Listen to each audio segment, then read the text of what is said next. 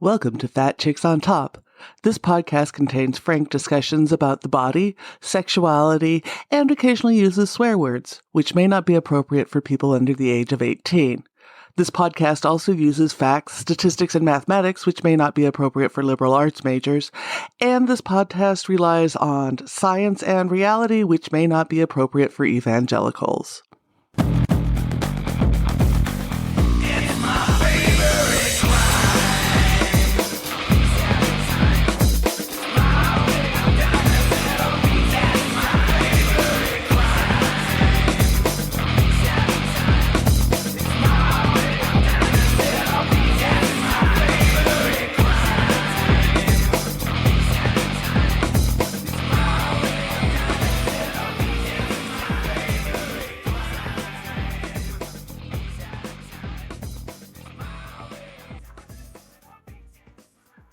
Welcome to Fat Chicks on Top. You are here with your host, Auntie Vice, and today I am thrilled to have body image coach, podcaster, influencer, all-around amazing woman, and has some of the best hair on Instagram right now. Danny Adams, you may know her as I'm a Pound Cake, and you know, because we're Fat Chicks on Top, we love a good screen name. Welcome to the show. Hey, how you doing? Hey, Auntie. It's good to be here. So, first off, I gotta say, I've been following your Instagram and stuff. Your hair is so impressive, and I know how hard it. I have friends who have big hair, and I know how hard that is to keep up. Do you want to give a secret to hair care? Because I have so many people who I see going, well, what do you use for curls? I have no idea. No, I don't. It's just make it look cute. That's it. And be you. Totally works. It totally works. So you do so much stuff. And the reason I reached out is you are a body image coach, which is very specific.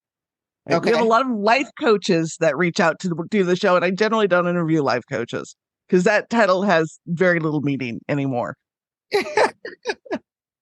But you are very specific. You're a body image coach and you are certified. So do you want to talk about what that is?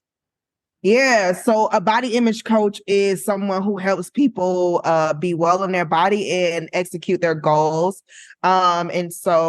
Help them go on a journey to meet their goals around their bodies. And sometimes people think that means that I help people like on their fitness journey. And that's not what I do. I do anti-fat bias, anti-diet culture. Also, the work that I do is around moving us away from a world of anti-Black politics around bodies.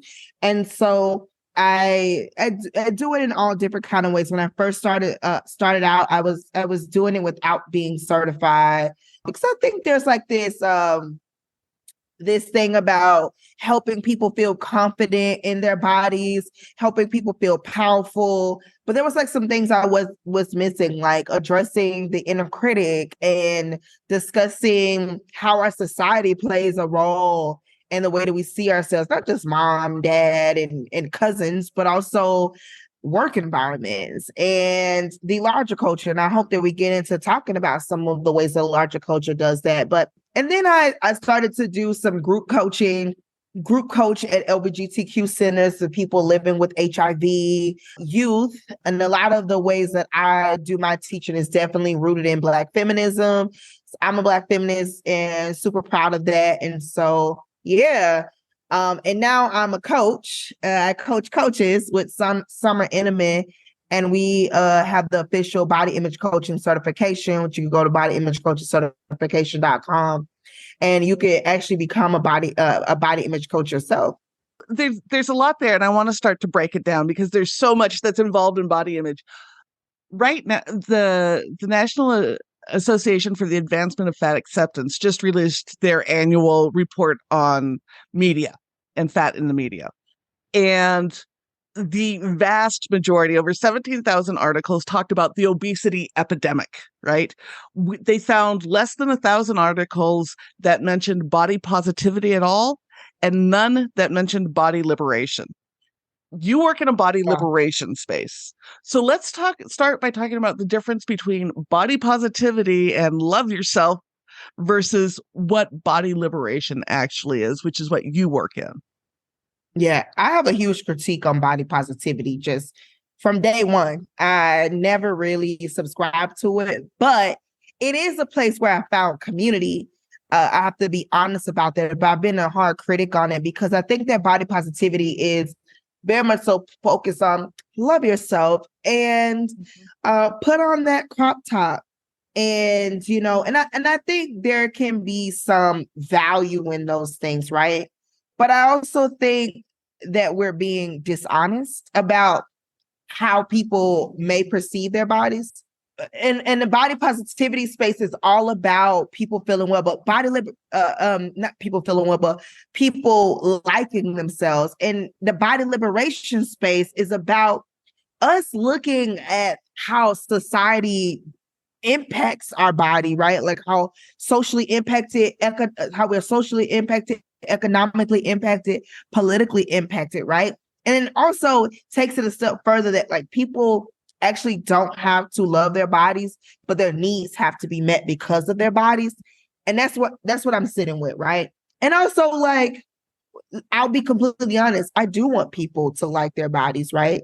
I do. I have to be honest, but I personally don't think it's going to save us if we don't create a society that has chairs for folks, that people aren't heavily policed because of their bodies, that women are able to have abortions because they want to. Like when I think of body liberation, I'm talking about people being set free and not being harmed because of the body that they occupy.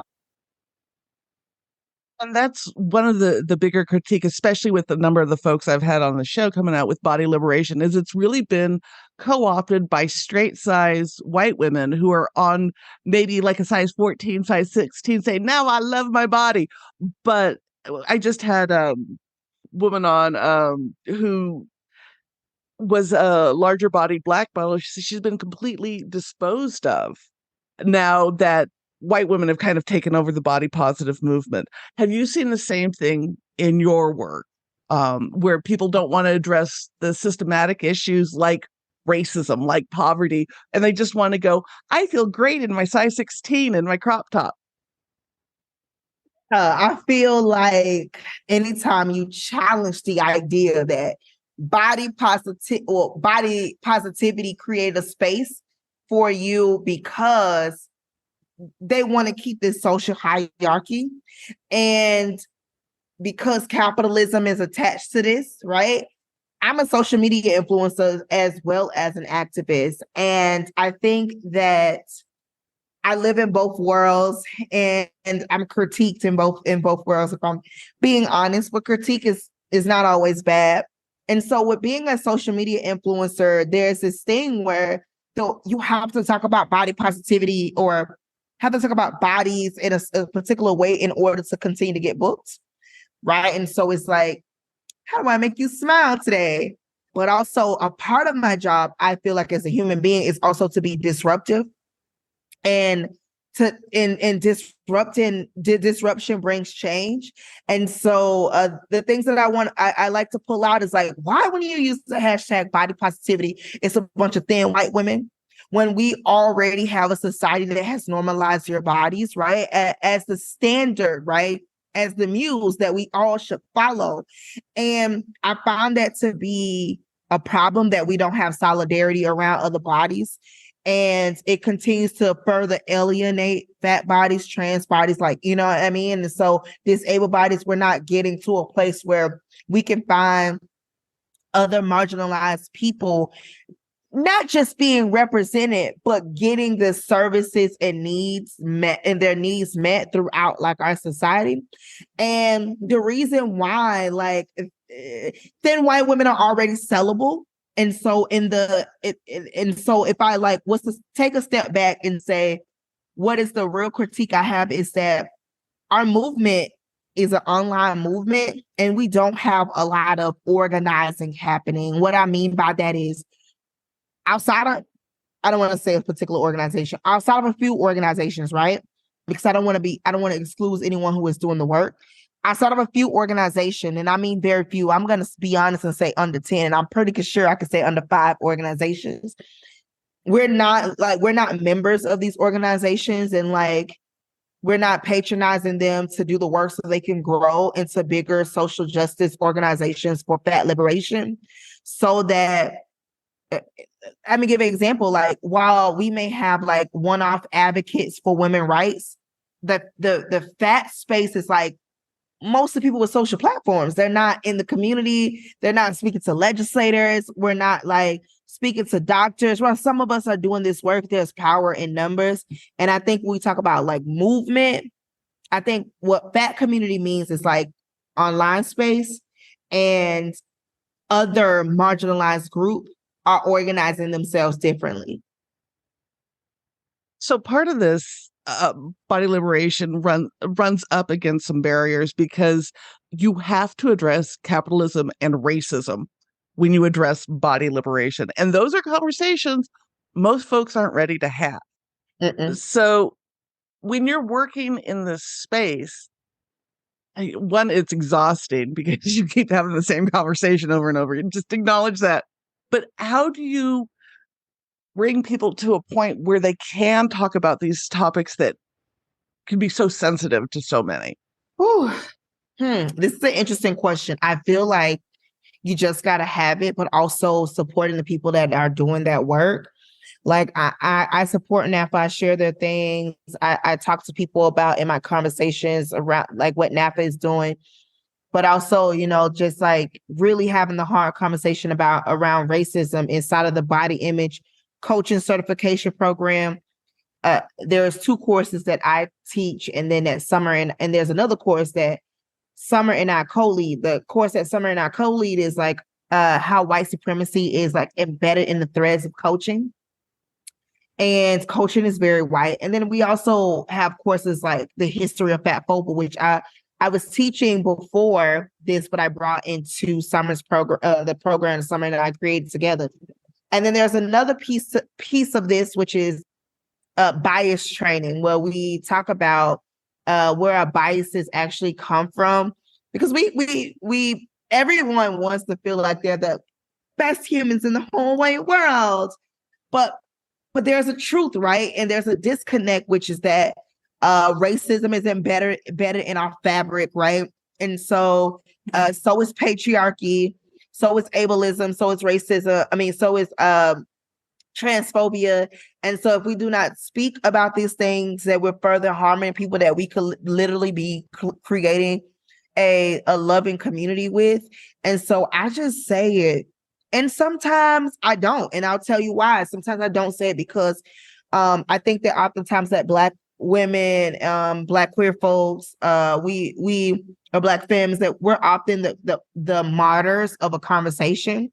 And I remember what happened at the Black Lives Matter.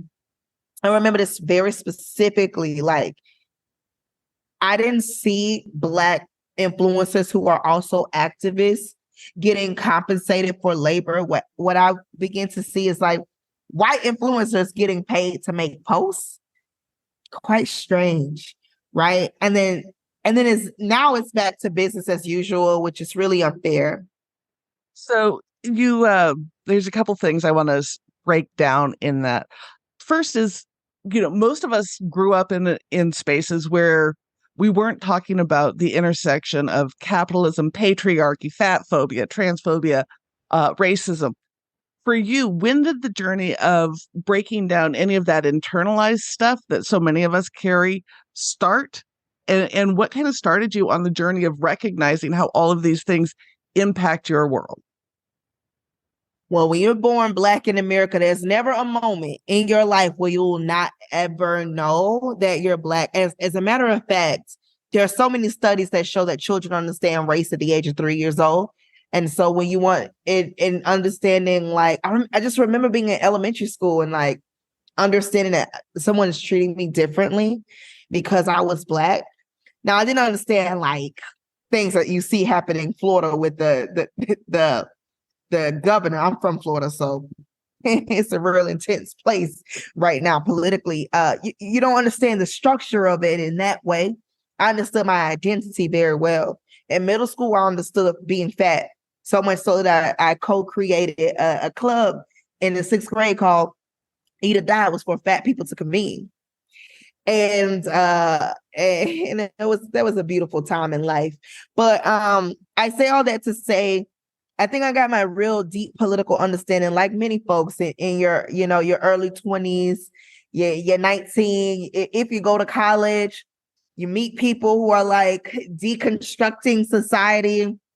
I think because I have parents who and family members, like my family was very much so community activists. My parents were advocates, so which is in a way different. So I was always around like understanding different power dynamics, but I would say the language and the work came from social justice communities that I was a part of, like organizations like Dream Defenders, which is a social justice group that works on race, and now they're working on issues around student loan debt. And so lots of fat people, not that fat means poor, but lots of fat people are in poverty. And so, yeah, that is the way. But I think that the way that other people get into this work is, I believe if you see yourself as connected to other people, you will want to, at least I will hope, that you will want to figure out how do you make the world better for them. That's what I think about. Now, I don't get it right all the time. I don't know all the answers. I don't have all the answers. That's why we all got to participate. But because I genuinely do love people, and I want to be in a community where people are living well and their needs are met. Like, it's kind of strange where that rent is too damn high and people don't have housing, like, what's the problem? How do we work on this? Fat people experiencing discrimination because of housing already in a time where people can't afford rent is crazy as hell. We had Johnny Tillman back in the 60s organizing in California as a fat Black woman, talking about the inequalities of housing. And here we are, right? Black and fat people are still experiencing the same level of discrimination. And I think it's telling that we all must get to work and really open our minds.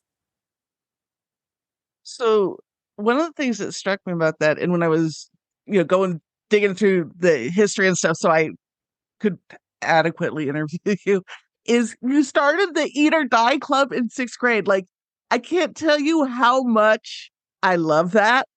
What was the response, and how did it even come to be? Because 6th grade, you're entering puberty. It is rough. I would not go back to be in 6th grade for love or money. And so to take a stand like that and be different at that time is really remarkable. Like, how did that come about? Oh, okay, I can wait. Yeah. Don't even worry. It's all good. I got time. Where did you move to in LA? When I was in middle school, it was funny. Like, I kind of feel like I've always had a desire to hang around fat people. And in middle school, I went to a school that was kind of segregated, to be honest with you. There's a longer story about that, but I was often the only Black or one or two Blacks. And so when I got to middle school, I was like drawn to fat people. Even now, most of my friends are fat and dark-skinned people just like me. I don't know, it's just keep happening. And so I don't know, like, we were being bullied at some point, but it's this weird thing about, I'm still processing about my younger days, because I was popular, but also picked at. It's this strange thing that was happening. Like, it was like, you're the cool fat kid, but I'm gonna tease you. Like, people, the football team called me Panda, like, as a nickname, so it's like a joke. So anyway, being in middle school was just like, we wanted to find community. We used to dress up together, meet at the bus stop. Some of us were car riders. We would meet at the bus ramp, and we'll be having on our matching t-shirts, and we'll walk down the hallway together, and everybody would be looking at us. And to believe it or not, it was only one person who wasn't fat, and it was the tall girl. She was like 6 foot. And so we looked like, the 10,000, the number 10,000. But we were cool. We were having a time of our lives. And believe it or not, we're all still friends to this day. That's phenomenal. So one place that, kids are very aware of body size and body differences and everything. And we bring in fat phobia and we teach it in schools, right? In all sorts of ways. And with kids back in school, especially as we come up now into the holiday season where people are bringing treats into class and all of that fun stuff, what would be your advice to people who have kids in school in how to navigate that space? Because there's quite a bit of fat shaming that still goes on in K-12 today. Yeah, I have a niece and nephew. They're 3 and 5. And now that my nephew's 5, he is like now talking about body size. And so and also race. He's like really talking about it a little bit more.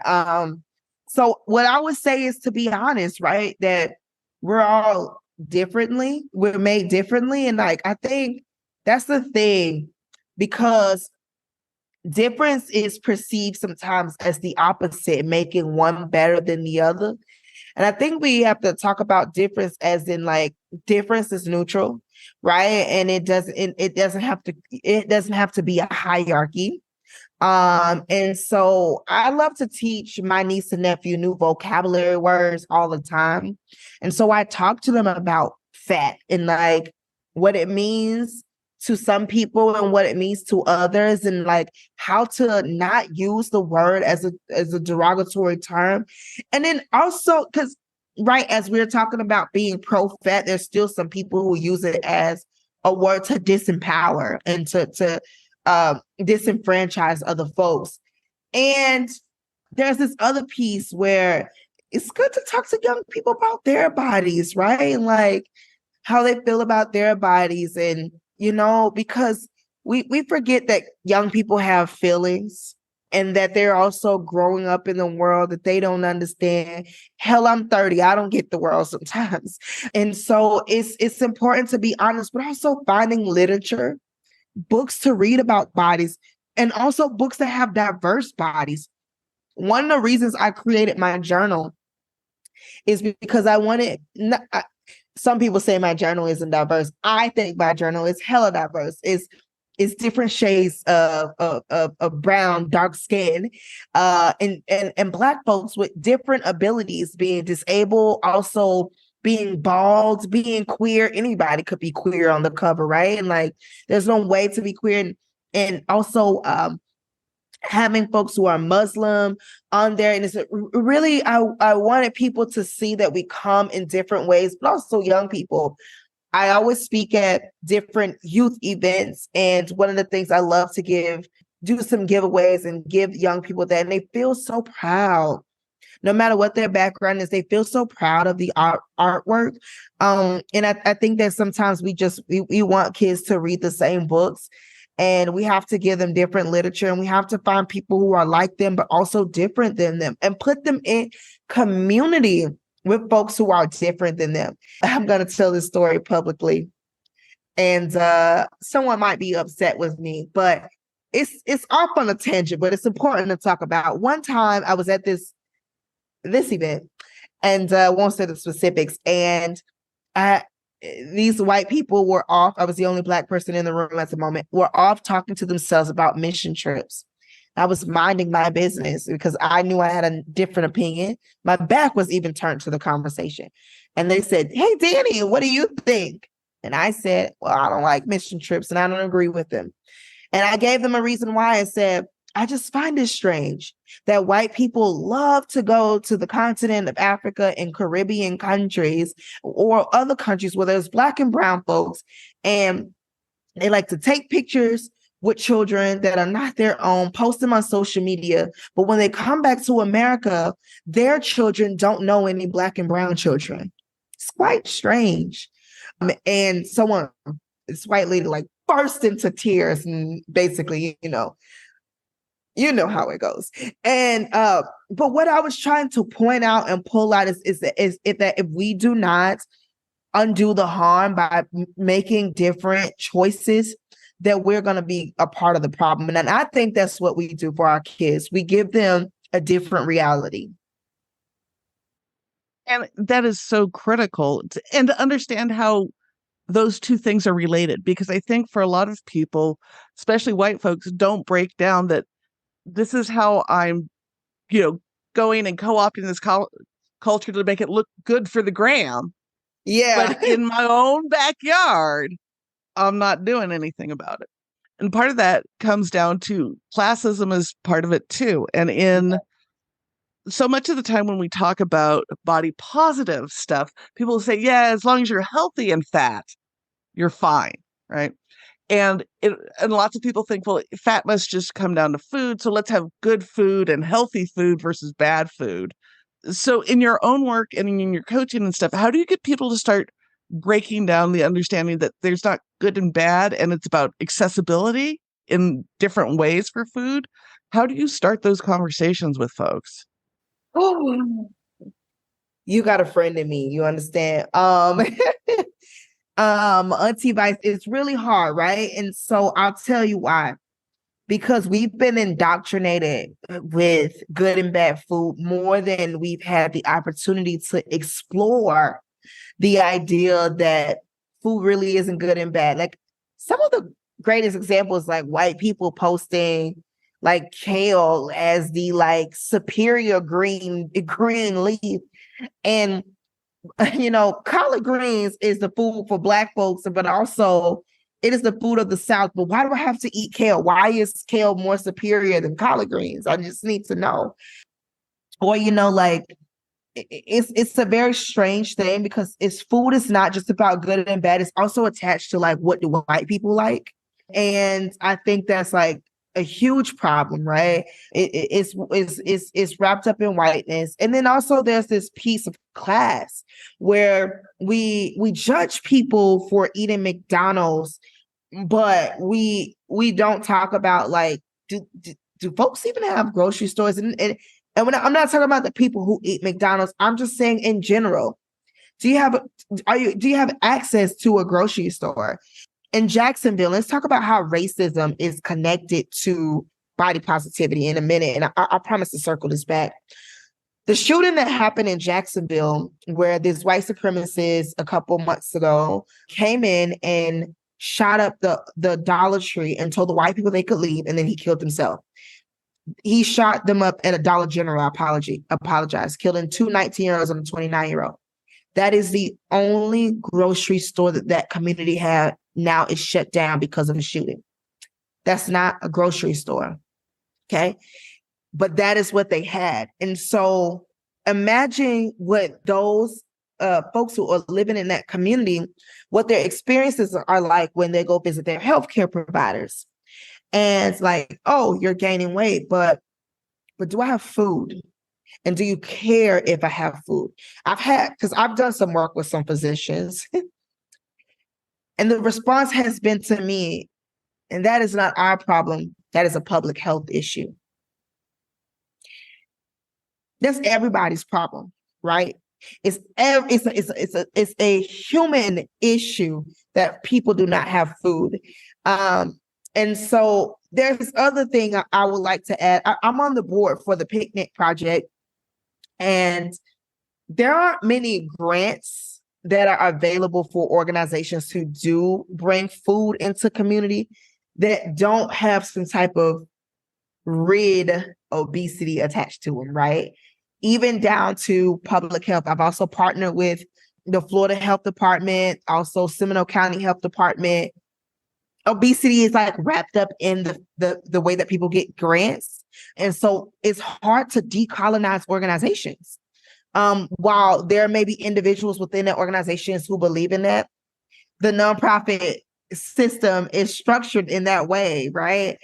And so what has to happen is that our organizations, this is where I talk about, we have to move away from the online presence, because how many of us, right, can start doing our trainings with these organizations on anti-fat bias, right? Like, it's strange. I see some white coaches now getting like major checks to train things that they got from fat people, okay?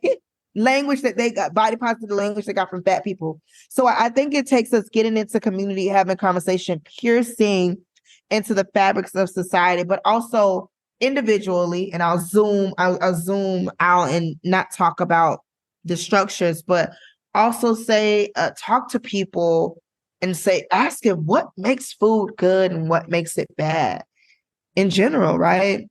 Especially with the rise of everything and wages is not following, we will be punishing ourselves forever. Because at this point, we're at a point where most people are eating what they can. And we have to be honest about that. And I don't think people should be shamed at all for anything that they eat. And not all people can eat lettuce. I love to tell people that my mom is allergic to lettuce, okay? It literally, she has a severe allergy. I won't get into it. And so stop telling fat people to eat lettuce. Like, how do you know I can consume that? You know, at one point we had the pyramid, and now the pyramid is not a thing. Remember, they told us to drink the milk and eat the cheese and all the things. You know, something a white man created. I don't know why we have to follow it for the rest of our lives. That's all I have to say. And let's talk about what accessibility really means to food, because there was a report, it came out this week, and it's showing that with the removal of the COVID social support structures and like the extra money and food stamps and stuff, poverty has shot through the roof in the country again, because those were helping maintain people at a minimum standard. And right now, the maximum food stamps grant per month for an individual is $285. Wow. You cannot eat fresh fruits and vegetables every day on a budget that gives you less than $3 a meal. Nope. So not only is it accessible, is it nearby, can you access a grocery store, but then can you afford what's in that grocery store that would fall into that? And then third, if you're feeding, especially if you're feeding kids and stuff, not every kid is, you're not going to waste the little money people have on food on things that your kids aren't going to touch. Because if you have especially like neurodivergent kids and kids who are extremely picky eaters, accessible food may be those chicken nuggets you get from the grocery store because they're affordable and your kid will eat it. And having those conversations, especially with healthcare professionals, is excessively difficult. Yeah, and it's because a lot of it, like what I learned, I recently spoke at the Florida Public Health Council a couple months ago, and what I've learned is that they don't have the luxury to really go against what they're being taught, because they could lose their jobs. Like, this is really a thing. This is why I say at the policy level, we have to talk about anti-fat bias. So when it's trickled down, because public health is a public service, which also comes from people write this, right? Like, people write this out. They're writing about our lives. It's really sad. I've lived off food stamps. When I was in college, I ate at the food pantry quite a bit. Even as an adult, especially during COVID, I ate at the food pantries quite a bit.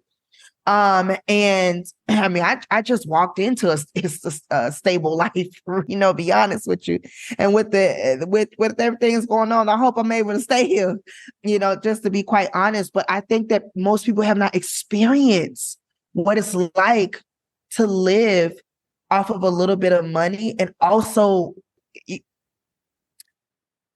there's something that's very like real and true. Like, if you've really experienced hunger, and like when we talk about like eating disorders, it's like we always talk about fat people binge eating, but never talk about like people like me who are fat and like food wasn't always around.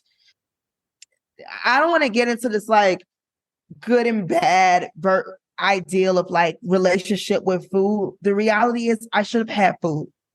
My parents should have had food. And even qualify, but let's just say the $283, like people who are middle class still need food stamps and they can't get it. And they also cannot afford to eat fresh vegetables, fruits and vegetables every day. And also, I don't want to, and I don't have to. And like, that's the other part. And I'm just going to speak to a group of people who get on my last damn nerves. And it's those vegans. Okay. as someone who, doesn't eat much meat, right? Like, I think it's quite annoying that we have made this like those are the go-to people for as the most health conscious people in our land, right? And also it's very white, it's very problematic. And also, like, just because you eat a vegan burger and you're white and put locks in your head does not mean that like you are living the experience of like folks who are marginalized, who really don't have access to food. And also, I should have the right to eat what I want whenever I want, and I should have access to it.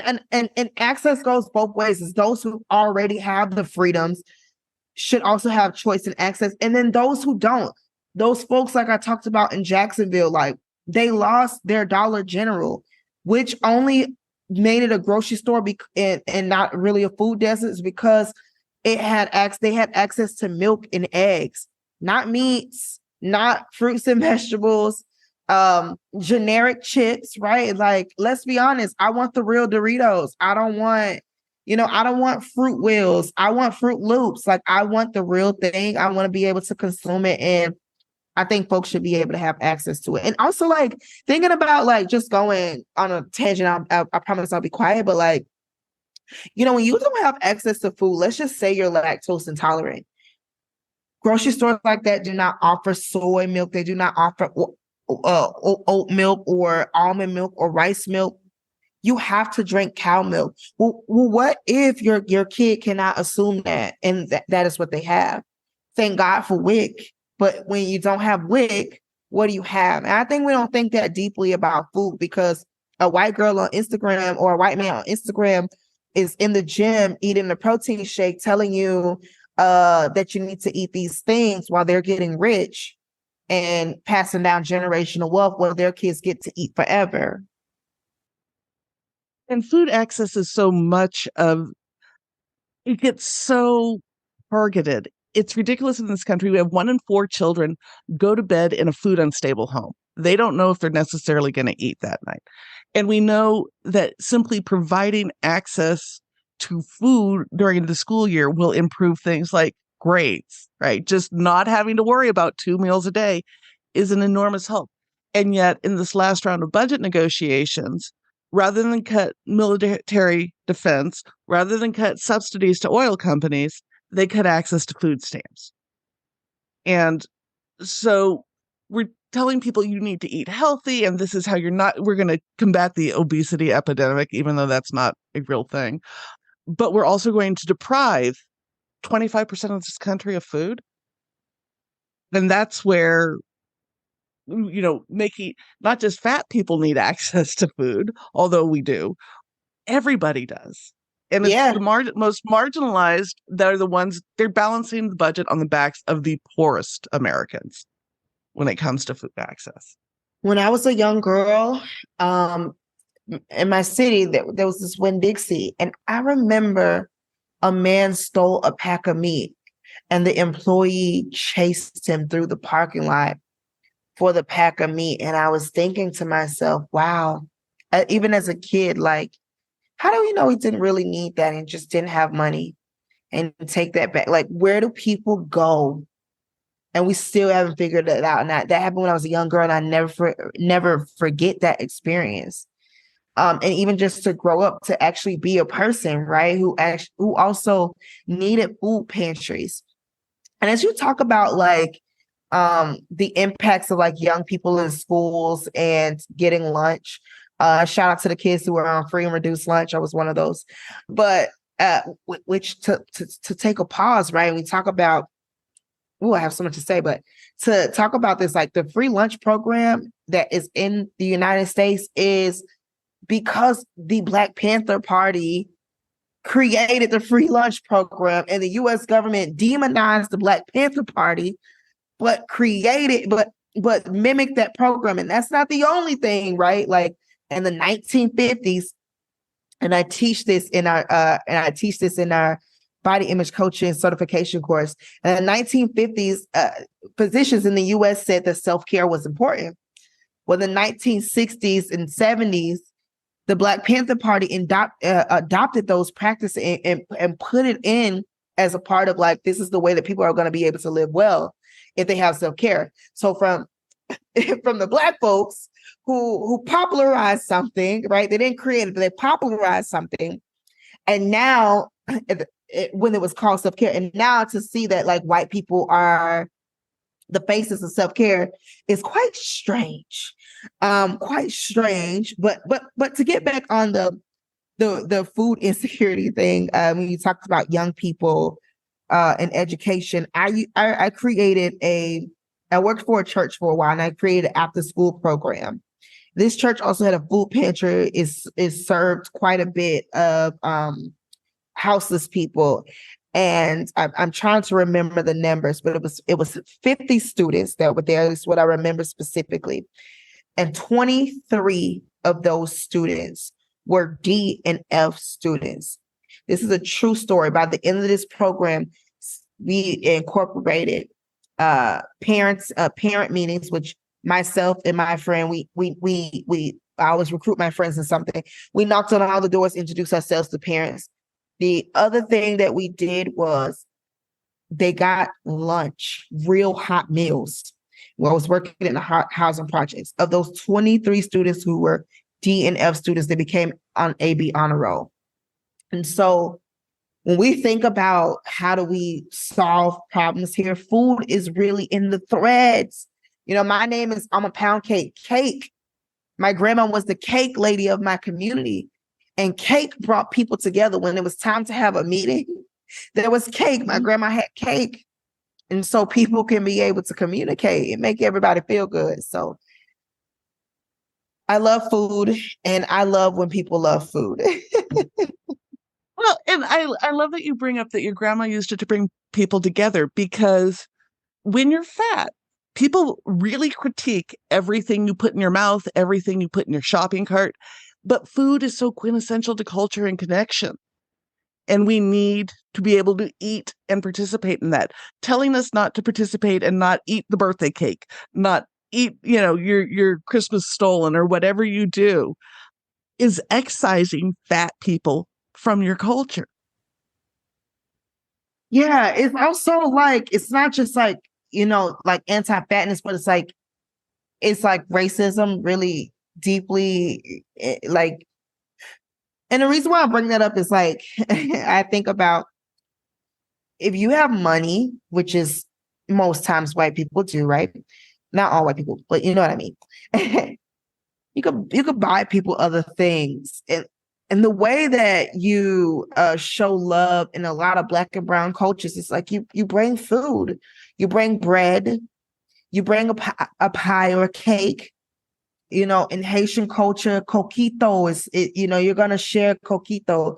Cremas. Coquito is not Spanish. the right term right now. It's Latin folks.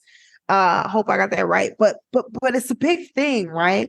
Just the other day, the lady in the co-working space, the way that she wanted to tell me thank you for being so kind to her, she's from Mexico, is that she bought me bread. And I'm glad she didn't buy me a t-shirt or anything. I wanted the damn bread. And it was sweet. And the joys of bread. Yes. Through this gluten adverse bullshit. If you're actually gluten intolerant, that's one thing. But please, carbs are not bad. Give me the crusty bread. Yes. And so, it is the most that when I think about food is the time that I enjoy people the most. I was a part of this program, this cohort for about 2 months. And every weekend, each culture had to cook their food. And so one night it was like South African food. I felt like I understood the people more when I experienced their food. It was one night, it was Latin America. And, there was another night, it's African American food. So we had soul food, right? And what I'm saying is that, like, I felt connected to them, and I felt like I understood their people. Why? It's not just like collard greens or black eyed peas. Like, this black eyed peas it came from the continent of Africa. My people hid black eyed peas in their hair to come to America. You're not going to tell me that I cannot consume this, right? Like, this is the way that my culture lives on forever and ever. And I'm sorry, white America and white people, but I do not enjoy the cuisines of America as the superior as the superior food. I don't. And also with that is that there's a story, and I would like to invite people to watch High on the Hog on Netflix. It's a story, a lot about African American food, and I am proud of my heritage, and I want to eat the food that I eat. And I'll say this in closing. I actually cut some people out on social media before. It's a true story. One day I posted raccoon on my story, which now I know like it's actually banned from like some social media as you can't post like cooking raccoon, but I didn't know that. And folks were like, ew, ew, ew.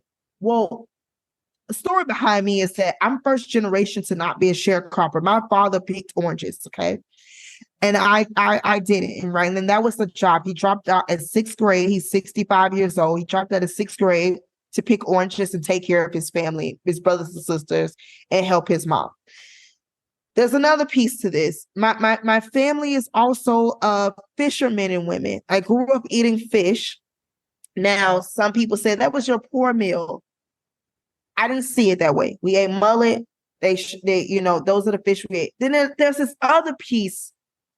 We ate raccoon, and they had to hunt for the food. I grew up in a rural community. And so when people started shaming the food that I grew up eating, and I don't eat raccoon now, but if I had to, I will, and I'm not ashamed, and I don't care that it's on the Thanksgiving table, right? And people were shaming, and I thought, wow, like to shame food that is considered truly a delicacy for me on Thanksgiving and Christmas, like someone hunted that in the woods to bring it to the table, to one, keep culture alive, to also two, to keep a family fed. It was a huge problem for me, and I'll do it again. And I think that we have to think about what food means to people before we start being critical of it. And I'll say this, and I said, I know, like when I went to Mexico, crickets, they were eating crickets, and I was like, okay, crickets. I tried it. It wasn't my thing, but who am I to tell the people of Mexico that they should not eat crickets? Who am I? And that audacity is very parental. And this idea that we should parent people comes from white supremacy. I could do multiple episodes on that, especially around nutritionists in this country, because there's very few nutritionists I've met who just didn't turn disordered eating into a career. And it's very white, right? There's very few nutritionists who won't tell people, well, don't eat corn, don't eat beans. And for so many cultures, those are quintessential aspects of what you eat. But you did bring up Thanksgiving. The show come out right as we're starting to come up on the holidays, and that is some of the hardest place to be comfortable being a fat person and eating and enjoying yourself and dealing with families. So do you want to talk a little bit of how folks can help negotiate those spaces? Because I know when I was coming home, when I was younger, I'd come home for the holidays, and my waistline was definitely a topic of conversation. So it's tough, right? Because these are people you love. This is an environment that you've probably grown up in, right? You've been indoctrinated, right? And what my therapist tells me about families is oftentimes your role is set. Okay, who you are, your role is set. I laugh a little bit because everyone has that aunt that asks or uncle that asks the same question every time you see them, and you're like, okay, I answered that last year, but okay, this is the best we have with each other. So it's hard, right? Like at the core, you may deeply have a love for these people. So, and that in reality, like they love you, but they don't know how to talk to you, and they don't know how to have conversations. So this is what I tell young people when I'm coaching, and this is what I tell my clients. Sometimes you have to teach people what to say. I don't like it when you say this about my body. Check. I like to be complimented on this. Check. This has happened in my life recently. I would like to share this with you. However, I do not want to talk about my body, and I don't like this compliment. I think it is leading people to really understand you more, that you're more than your body, is giving people a chance to learn more about you, right? And it's also being honest and setting a boundary. Like, stop bringing that shit up. I don't want to talk about it. Okay? It's just being, without saying it, you're saying it. And it can be hard, especially when it's coming from elders. I know, like, in my culture, like, even if you're correcting behavior, you have to be careful how you say it and not come out as disrespectful. Because once I want to say that when you're fat, you often don't have allies in the room with your family. So, and what your family most times will understand is disrespect as a unit. And so you will not be able to get them to a place where they understand that they disrespected you, because they already understand you can't disrespect elders. So you have to get them to a place. And then if you cannot, right, get them to the place, set your real boundary before you go to the family gathering. Hey, I'm only going to be here an hour because I know after everybody eat, they're going to be doing this. Or I'm going to take my plate to go. Or I'm going to eat before I get there. I'm not eating, which could bring on other things like, oh, you want to diet? You know, and also, if it's a space where you could go have other conversations with other people, try that option. And if you just know you got the family that just ain't gonna let up, don't go. Start creating your own environments and community. And that's okay too. Like, some events you just can't go with family because they don't know how to act and they don't know how to talk. Yeah. As somebody who's had to cut off most of the extended family, yes. Yes. I got like one aunt and one cousin I talk to, and the rest of them I've adopted my guy's family because they get along. They're cool people, but not mine. Not mine. Luckily, he has great extended family.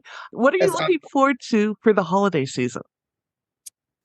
Woo, holiday season. Well, I am going to be approaching my 1-year anniversary as married to myself. So I don't know what I'm going to do yet, but I hope it's something that brings me a lot of joy. And then I plan to get some rest. Like, I feel like holiday season is that time you get some rest. It also is that time where there's like a lot of diet culture. So I tried to up my self-care. What else am I looking forward to? Well, I have my other platform, which we didn't get to talk about much in the album. It's totally okay, but I want people to go check it out, which is Shinewave. It's SHYNEWAYV.com. It is a social responsibility influencer marketing agency. And I want to see more influencers getting involved in social change projects. And I want to work with nonprofit philanthropy organizations and brands on how to work on philanthropy projects. So, and get influencers involved. So anyways, I say all that to say, go check it out and sign up to be a creator or to be someone who just support the cause. It's fantastic. And yes, do go check it out, especially for those of you who fall into the creator or influencer levels. Please check them out. If our listeners want to find you, if they want to follow you on social media, if they want to find the great article about where you married yourself and all of the other wonderful things you have online, plug all your sites. All right. So you can go to amapoundcake.com, amapoundcake.com, amapoundcake.com. You can go there for body image coaching, or you can go there to buy my services. And then you also can find me on any social media platform. It's I'm a pound cake, AMA pound cake. And I have, I believe, some of the articles tagged. If not, I'll get to it. And listeners, will have all of those links and more up on the show notes. Check them out. Thank you so much for being here.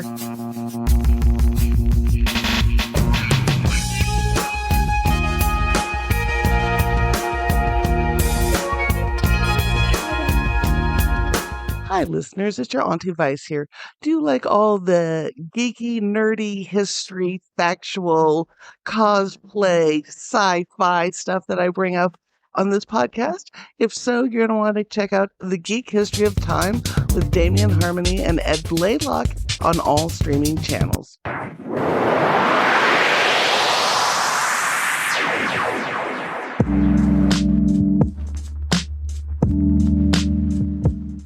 And now, a moment of gratitude. I feel this is interesting. I am like grateful that I'm well. I like think about this quite a bit. And because I am downtown LA, like I see a lot of people who are houseless, but also like struggling with like having mental health issues. And I'm like grateful that I am well and that I was able to have access to therapy. So much so, like, right, my community paid for my therapy. Now I pay for my therapy. My community paid for my therapy for 2 years. And so I'm grateful that I'm well, and like I would not have been able to be who I am, doing what I'm doing, helping folks that I'm helping, living the life that I'm living, if it wasn't for therapy and the fact that I was able to really do the work. So yeah, I'm grateful for myself. I want to thank God for me.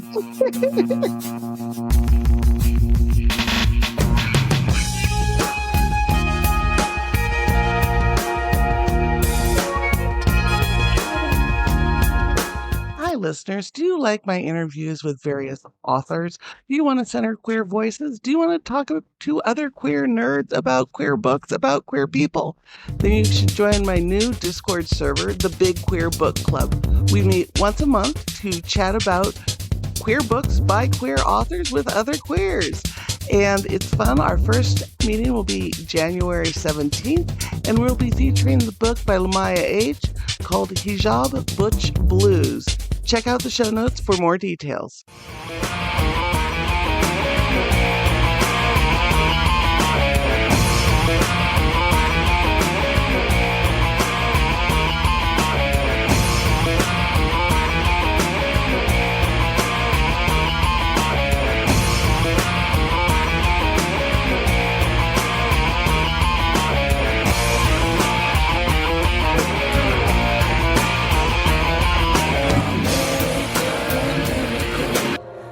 Texas of the world.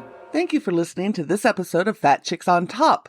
Please like, subscribe, and review our podcast on whatever platform you listen to it on. If we like your review, we may even read it online. This has been an Auntie Vice production. Producer and host, Rebecca Blanton. Audio production by Sharon Smith. Music by David Manga.